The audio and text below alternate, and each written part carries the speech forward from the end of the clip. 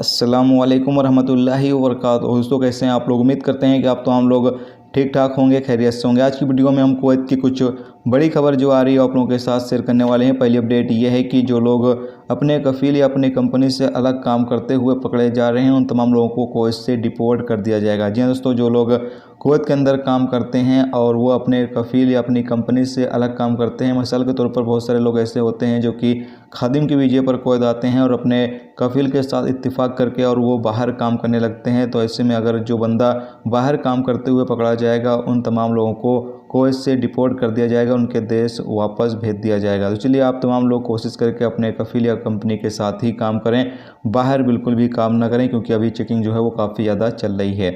इसके साथ ही अगली अपडेट ये है कि कुवैत MOI की टीम ने एक ड्रग्स डीलर को जो है वो गिरफ्तार किया है, जो कि गैर मुल्की है और इसको फाइल के इलाके से जो है वो गिरफ्तार किया गया। इसके कब्जे से 110 किलोग्राम जो है वो ड्रग्स बरामद किए गए हैं। इसके यानी कि ये जो है वो ड्रग्स की स्मगलिंग करने जा रहा था, तभी इसको जो है वो गिरफ्तार कर लिया गया है।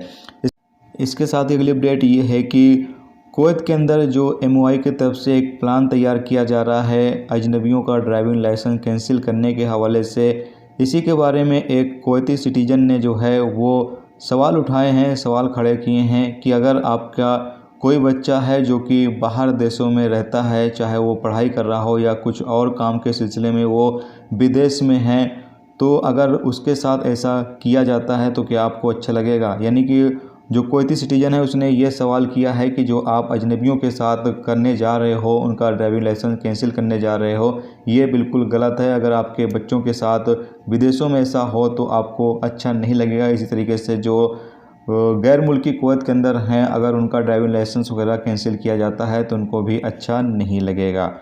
इसके साथ ही अगली अपडेट ये है कि कुवैत के फरवानिया इलाके में म्यूनसिपालिटी की जो टीम है उसने 11 खिलाफ वर्जियाँ रिकॉर्ड की हैं और 11 चालान जो हैं वो जारी किए हैं। जो दुकानदार थे वो जो रूल्स रेगुलेशंस हैं उसकी पाबंदी नहीं कर रहे थे, इसकी वजह से म्यूनसिपालिटी की जो टीम है उसने कानूनी कार्रवाई दुकानदारों के खिलाफ की है।